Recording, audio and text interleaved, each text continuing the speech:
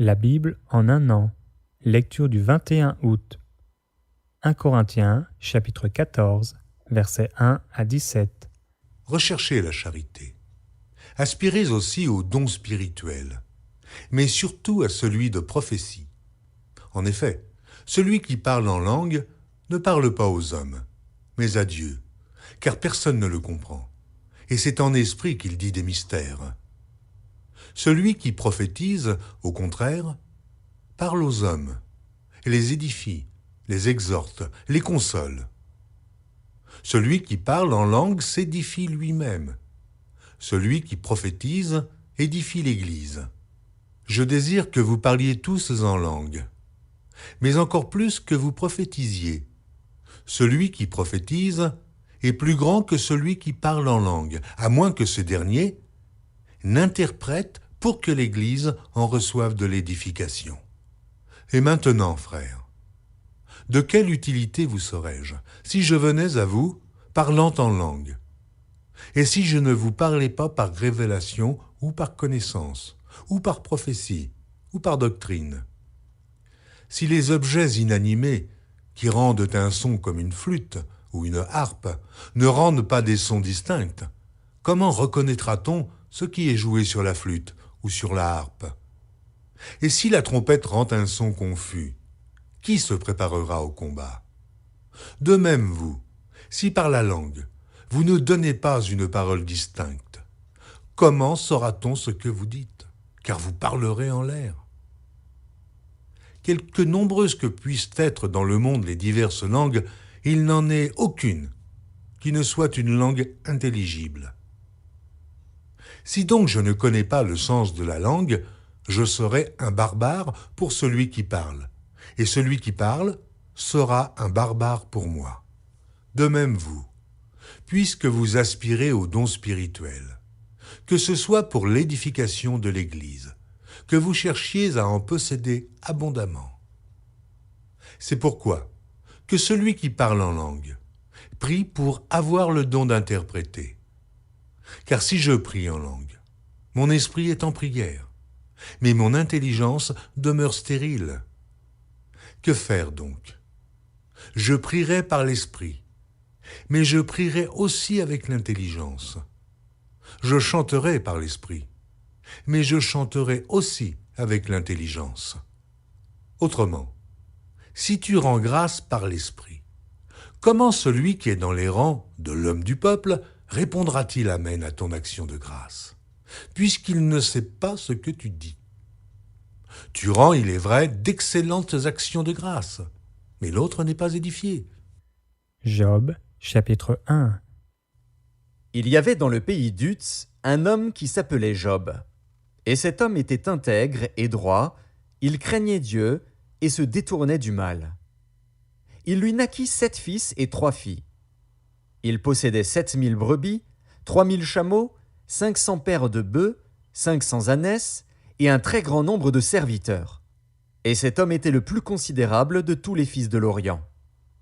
Ses fils allaient les uns chez les autres et donnaient tour à tour un festin, et ils invitaient leurs 3 sœurs à manger et à boire avec eux. Et quand les jours de festin étaient passés, Job appelait et sanctifiait ses fils, puis il se levait de bon matin et offrait pour chacun d'eux un holocauste, car Job disait « Peut-être mes fils ont-ils péché et ont-ils offensé Dieu dans leur cœur ?» C'est ainsi que Job avait coutume d'agir. Or, les fils de Dieu vinrent un jour se présenter devant l'Éternel, et Satan vint aussi au milieu d'eux. L'Éternel dit à Satan « D'où viens-tu » Et Satan répondit à l'Éternel « De parcourir la terre et de m'y promener. » L'Éternel dit à Satan « As-tu remarqué mon serviteur Job? Il n'y a personne comme lui sur la terre. C'est un homme intègre et droit, craignant Dieu et se détournant du mal. » Et Satan répondit à l'Éternel « Est-ce d'une manière désintéressée que Job craint Dieu? Ne l'as-tu pas protégé, lui, sa maison et tout ce qui est à lui? Tu as béni l'œuvre de ses mains, et ses troupeaux couvrent le pays. Mais étends ta main, touche à tout ce qui lui appartient, et je suis sûr qu'il te maudit en face. » L'Éternel dit à Satan « Voici, tout ce qui lui appartient, je te le livre.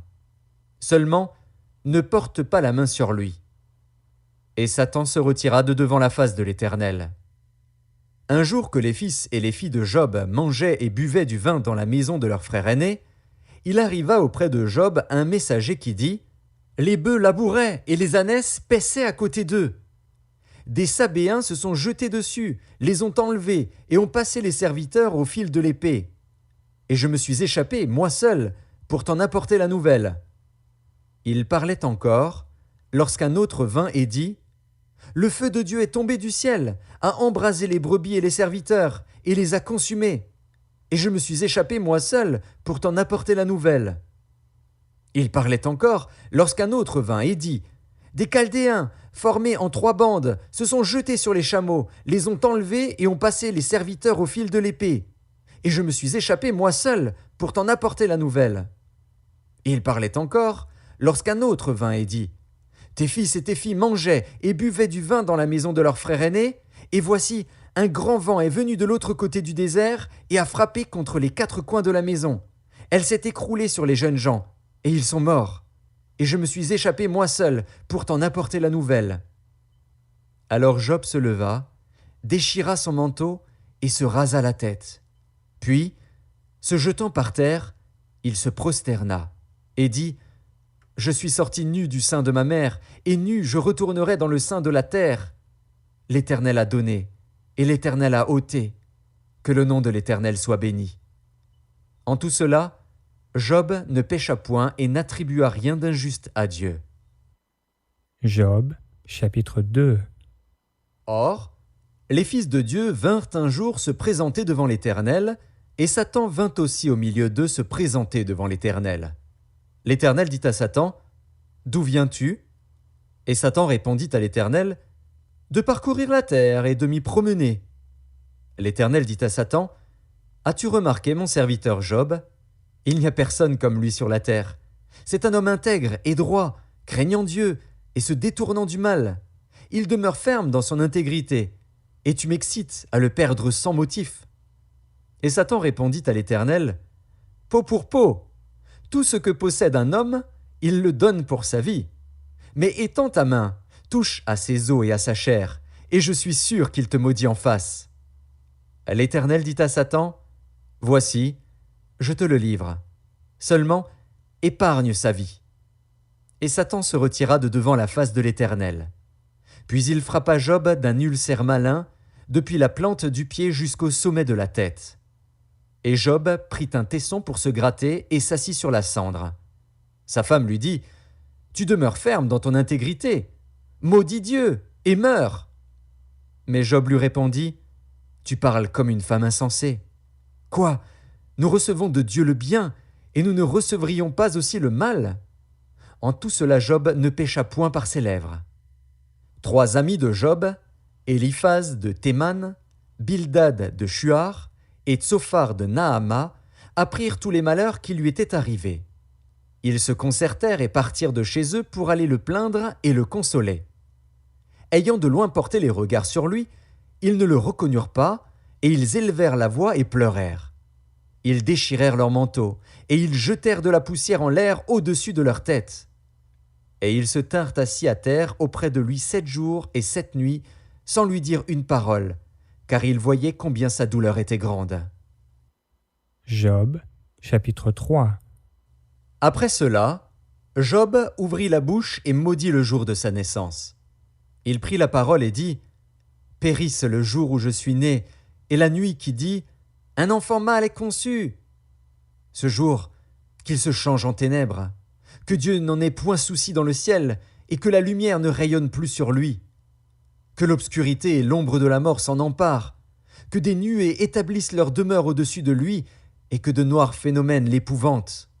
Cette nuit, que les ténèbres en fassent leur proie, qu'elles disparaissent de l'année, qu'elles ne soient plus comptées parmi les mois. Que cette nuit devienne stérile, que l'allégresse en soit bannie. Qu'elle soit maudite par ceux qui maudissent les jours, par ceux qui savent exciter le Léviathan.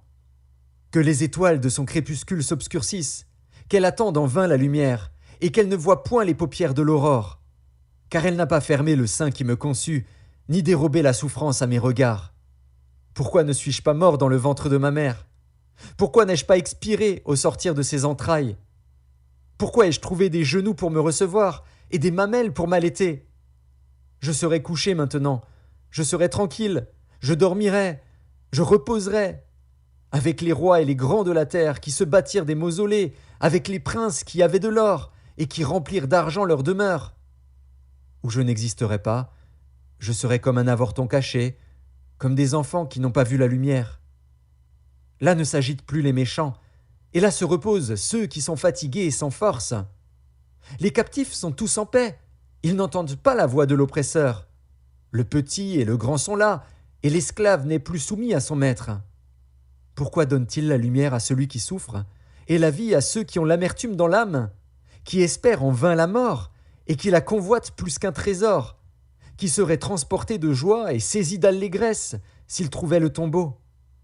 À l'homme qui ne sait où aller, et que Dieu cerne de toutes parts? Mes soupirs sont ma nourriture, et mes cris se répandent comme l'eau. Ce que je crains, c'est ce qui m'arrive. Ce que je redoute, c'est ce qui m'atteint. Je n'ai ni tranquillité, ni paix, ni repos, et le trouble s'est emparé de moi. Psaume, chapitre 37, versets 12 à 29. Le méchant forme des projets contre le juste et il grince des dents contre lui. Le Seigneur se rit du méchant, car il voit que son jour arrive. Les méchants tirent le glaive, ils bandent leur arc, pour faire tomber le malheureux et l'indigent, pour égorger ceux dont la voie est droite. Leur glaive entre dans leur propre cœur et leur arc se brise. Mieux vaut le peu du juste que l'abondance de beaucoup de méchants, car les bras des méchants seront brisés. Mais l'Éternel soutient les justes. L'Éternel connaît les jours des hommes intègres, et leur héritage durera jamais. Ils ne sont pas confondus au temps du malheur, et ils sont rassasiés au jour de la famine. Mais les méchants périssent, et les ennemis de l'Éternel, comme les plus beaux pâturages, ils s'évanouissent en fumée. Le méchant emprunte, et il ne rend pas. Le juste est compatissant, et il donne, car ceux que bénit l'Éternel possèdent le pays, et ceux qu'il maudit sont retranchés. L'Éternel affermit les pas de l'homme, et il prend plaisir à sa voie. S'il tombe, il n'est pas terrassé, car l'Éternel lui prend la main. J'ai été jeune, j'ai vieilli, et je n'ai point vu le juste abandonné, ni sa postérité mendiant son pain.